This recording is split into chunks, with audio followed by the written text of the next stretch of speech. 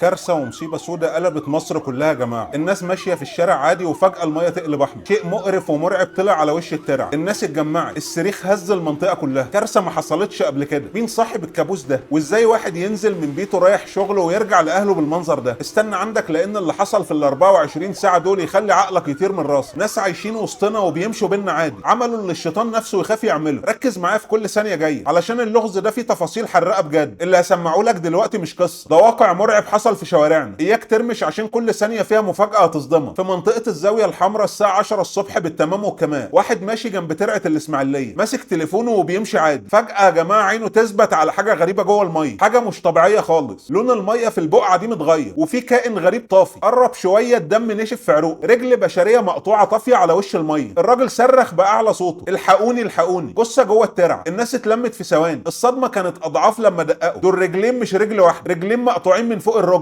الاهالي اتصلوا فورا بالشرطه. الناس مرعوبه ومش قادره تقرب خطوه واحده. المنظر يقرف وينشف الدم في العروق. المباحث وصلت ورجاله الانقاذ نزلوا الترعه، انتشلوا الرجلين دول. لكن الغريب جدا يا جماعه، الرجلين دول سلام، مفيش اي علامات تعفن. يعني الجريمه دي حصلت طازه. الطب الشرعي وصل الموقع وقال الموضوع ده ما كملش 6 ساعات بكتيره. بس السؤال هنا، فين باقي الجسم؟ ومين صاحب الرجلين دول؟ ولد ولا بنت؟ محدش فاهم اي حاجه. المعمل الجنائي يشتغل، الطب الشرعي يرفع البصمات ويكشف الصدمه الاولى. الرجلين دول لشاب في العشرينات من عمره، اتقطعوا بعد الوفاه بساعه واحده بس. لكن الصدمه الحقيقيه كانت في طريقه القطع. القطع مش ساوي زي المسطره، مفيش شرشره ومفيش تمزيق عشوائي. العظم والجلد مقطوعين بحرفيه مرعبه. دكتور الطب الشرعي مسك التقرير وقال مفاجاه هزت الضباط: القطع ده تم بمنشار كهربائي. الشرطه قلبت الدنيا في الزاويه الحمراء، تفتيش في كل الشوارع، سؤال لكل المحلات والسكان. محدش شاف حاجه، محدش حس بحركه غريبه بالليل. والاغرب من كده مفيش اي بلاغ تغيب اتأيد في اسم الزاويه الحمراء. اهل المنطقه عارفين بعض بالاسم وبالوش، لو حد من عندهم اختفى كانت الدنيا قامت وما قعدتش. هنا رئيس المباحث فهم الفول: الشاب ده مش من هنا، الشاب ده اترمى في المنطقه دي بس. وابتدت اكبر عمليه تمشيط لبلاغات التغيب في القاهره والجيزه كامله. الضباط شغالين بايديهم واسنانهم، وفجاه يظهر الخيط الاول: بلاغ تغيب موجود في اسم شرطه المرج، شاب عنده 20 سنه اختفى في ظروف غامضه. التاريخ مظبوط بالملي مع وقت الجريمه اللي قال عليه الطب الشرعي. مين اللي عمل البلاغ؟ عمه ساكن في القاهره، لكن عيله الشاب كلها مقيمه في الصعيد وتحديدا في المنيا. المباحث استدعت العم فورا على الاسم. العم وصل ورجليه مش شايلاه من الخوف. الضابط ساله مين الشاب ده؟ قال له ده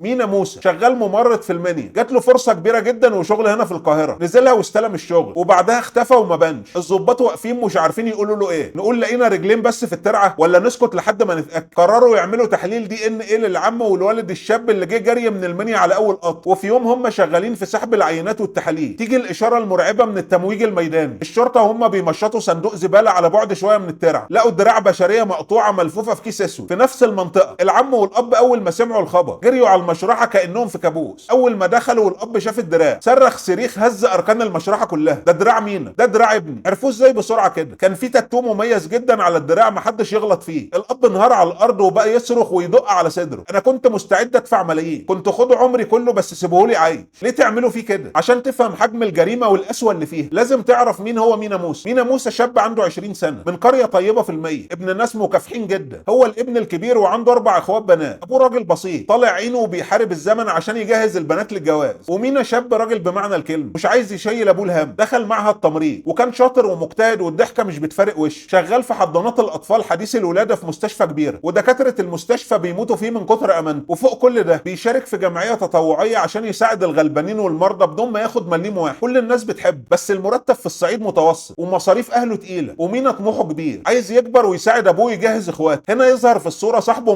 ميلاد ممرض معاه في نفس القسم. في يوم ميلاد يقول لي مينا: يا مينا جات لي فرصه شغل تمريض منزلي عن طريق مكتب في القاهره، الراجل كبير عنده الزهايمر، المرتب خيالي والاقامه ببلاش جوه الشقه. بس مينا كمل وقال له: انا طالع لي استدعاء جيش كمان شهر ومش هعرف اروح، خد انت الفرصه دي يا صاحبي وانا هفرح لك بالخير. الاعلان كان مكتوب باحترافيه شديده، شروط الوظيفه واستماره بيانات ومكتب متخصص، حاجه تقنع اعتى حد في الشغلانه رسمي 100%. مينا طار من الفرحه وما صدقش نفسه، جري مينا على البيت عشان يبلغ اهله. لكن الغريبه قلب الاب والام ما كانش مطمن خالص. الاب قال له: يا ابني بلاش السفريه دي، خليك جنبنا والرزق على الله. مينا بس ايد ابوه قال له: دي فرصه عمري يا بابا، هعمل منها مستقبلي وهساعدك في مصاريف البنات. الاب وافق بقلب مقبوض، بس اشترط عليه: تحضر فرح اختك الاول وبعدين تسافر. مينا يروح المستشفى يودع اصحابه. طريقه توديعه غريبه ومؤثره جدا، حضن كل واحد فيهم وكانه مش راجع تاني. حتى ان واحد من اصحابه القريبين بعت له رساله على الواتس: ايه يا مينا الطريقه دي؟ هو انت رايح تموت ولا ايه؟ الجمله دي يا جماعه لما قريناها بعد الجريمه وقفت شعر جسمنا. يحضر فرح اخته ويحضر حفله حفله التكريم اللي زمايله عملوها له في الجمعيه، وكانه كان بيلف يودع الدنيا كلها قبل ما يمشي. يسافر القاهره، ينزل عند اخته عشان يستريح من السفر، يصحى الساعه 8 الصبح يوم الشغل، يركب ويروح على منطقه الزاويه الحمراء الساعه 11 الظهر بالظبط، يبعت رساله لاخته انا وصلت الشغل واستلمته تمام. ومن بعد الساعه 11 يا جماعه التليفون اتقفل، شاشه سوداء، مفيش اي تواصل. اخته تحاول تتصل مقفول، ابوه يتصل مقفول، اليوم يخلص والتليفون لسه مقفول. تاني يوم العيله في المنيا خلاص اتجننت من القلق، وفجاه يا جماعه توصل رساله صوتيه على تليفون الاب من رقم مينا نفسه، صوت مينا مرعوب وبيبكي وبيترجى: يا جماعه انا بخير، بس ما تبلغوش البوليس وادفعوا الفلوس عشان اروح، دي تعليماته. بعدها باقل من ساعه تليفون الاب يرن من رقم غريب خالص، الاب يرد بايده اللي بتترعد، واحده بتتكلم بصوت خشن وبتقول ان اسمها ام جرجس: مينا معانا وسفرناه الفيوم، هاتوا 120,000 جنيه والا مش هتشوفوه تاني. الاب اغمى عليه من ساعتها وما قدرش يكمل. العم مسك التليفون بسرعه: عايز اسمع صوت ابن اخويا الاول عشان اطمن. الست زعقت وقالت: حضر الفلوس والتواصل هيكون عن طريق صاحب مينا اللي اسمه ميلاد، وتقفل الخط في وشه. العم يطير على اسم الشرطه بالتسجيل، الضباط شغلوا التسجيل على اجهزه الصوت، وهنا كانت الصدمه اللي غيرت مجرى البحث. الضابط قال فورا: الصوت ده مش صوت ست اصلا، ده راجل وبيقلد صوت ست بشكل مفضوح. فحصوا الرقم، لقوه كارت جديد فاتح لاول مره ومقفول فورا. استدعوا ميلاد صاحب مينا، فتشوا تليفونه وبياناته بالكامل، وتاكدوا 100% ان ميلاد ضحيه وزيه زي مينا، وكان فاكر انه بيخدم صاحبه. فريق البحث الجنائي نزل الشارع، تفريغ كاميرات المراقبه في الزاويه الحمراء، لقوا مينا واصل الشارع بوضوح الساعه 11، وفجاه ظهر شخص ملامحه مستخبيه، خد مينا من ايده ودخل بيه حاره ضيقه ما فيهاش ولا كاميرا واحده. المجرم كان دارس المكان بالملي، لكن الجريمه الكامله مش موجوده. المعلومات اللي تجنن العقل جت من محل ادوات كهربائيه صغير في نفس الشارع. صاحب المحل قال للمباحث: في ممرض ساكن هنا اسمه مصطفى، بيراعي راجل مسن عنده الزهايمر. مصطفى ده جه عندي من 5 ايام بالظبط واشترى من عندي منشار كهربائي. اربط المعلومه دي بتقرير الطب الشرعي والتقطيع المتساوي. المباحث طارت فورا على شقه الراجل المسن، كسروا الباب ودخلوا قوه التدخل السريع، لقوا حبل مرمي على الارض عليه دم، وماسوره حديد متقطعه عليها اثار دم، وفي كمين محكم تم القبض على المتهمين. مصطفى الممرض وشريكه ابراهيم شغال شيف. المفاجاه الصدمه، لقوا في جيب مصطفى محفظه مينا وتليفونه المحمول. المتهمين انهاروا واعترفوا بالمعزوفه المرعبه: احنا بنعمل اعلانات تمريض وهميه عشان ننصب على الشباب وناخد منهم فلوس، ولما مينا قدم شفنا صورته وقلنا نطلبه ونخطفه ونطلب فديه، ولما اعتذر وجاب مينا قلنا مينا اهله هيدفعوا برضه. مصطفى نزل خد مينا، اول ما دخلوا الشقه قفل الباب بالسلسله والقفل. مينا استغرب وقال له: في ايه؟ في ثانيه واحده طلع ابراهيم من الاوضه جوه ومسك ماسوره حديد تقيله وضربه ضربه غدره على دماغه من ورا. مينا وقع على الارض ودمه سال، ربطوه بالحبال وسرقوا فلوسه ومحفظته وتليفونه، فتشوا التليفون وبعتوا الرساله لاهله عشان الفديه. ولما مينا فاق بعد فتره وبقى يصرخ ويستنجد بالبواب والسكان، مصطفى خاف الشارع يسمع الصوت والتخطيط يبوظ، مسك الماسوره الحديد بنفسه وضربه ضربه تانية قاسيه جدا على جمجمته. ولان مصطفى ممرض وفاهم جسم الانسان، عرف من نقط الدم ونبض العين ان مينا مات خلاص. الشيطان يسكت ابدا. مصطفى بعت ابراهيم يجيب اكياس سودا تقيله من السوبر ماركت، ونقلوا جثه مينا المسكين للحمام. طلع المنشار الكهرباء اللي لسه شاريه مخصوص للجريمه، وفي 3 ساعات كامله يا جماعه جوه الحمام قعدوا يقطعوا في جثه الشاب الغلبان اجزاء اجزاء، حطوا الرجلين في كيس والدراعين في كيس وبقيه الجسم في اكياس تاني. ولما الشارع هدي بالليل نزلوا مسكوا الاكياس في ايديهم وتمشوا بين الناس ببرود لا يطاق، رموا الرجلين في ترعه الاسماعيليه والدراع في الزباله وباقي الجسم في اماكن متفرقه. كانوا فاكرين ان الجثه لما تتقطع وتترمي في الميه سرها بيموت معاها، لكن عداله ربنا كانت بالمرصاد. في اقل من 48 ساعه رجاله الامن جابوهم وسحبوهم للمحاكمه. القضيه زلزلت الراي العام المصري كله، والمحكمه بعد ما شافت الغل والبشاعه والتخطيط الشيطاني احالت اوراق المتهمين مصطفى وابراهيم لفضيله المفتي لاعدامهم شنقا. رحمه الله يا جماعه على مينا موسى الشاب المكافح الخدوم. القضيه دي درس قاسي لينا ولاولادنا، بلاش نثق في اي اعلان شغل على النت من غير ما نتاكد من المكتب والترخيص رسمي 100%. شاركوني رايكم في التعليقات، هل شايفين ان الاعدام شنقا عقاب كافي للنوعيه دي من المجرمين؟ اكتبوا لي رايكم حالا في الكومنتات. ما تنسوش تعملوا لايك للفيديو وتشتركوا في القناه، فعلوا الجرس علشان يوصل لكم كل القضايا الجديده اللي بننشرها اول باول. اشوفكم الفيديو اللي جاي.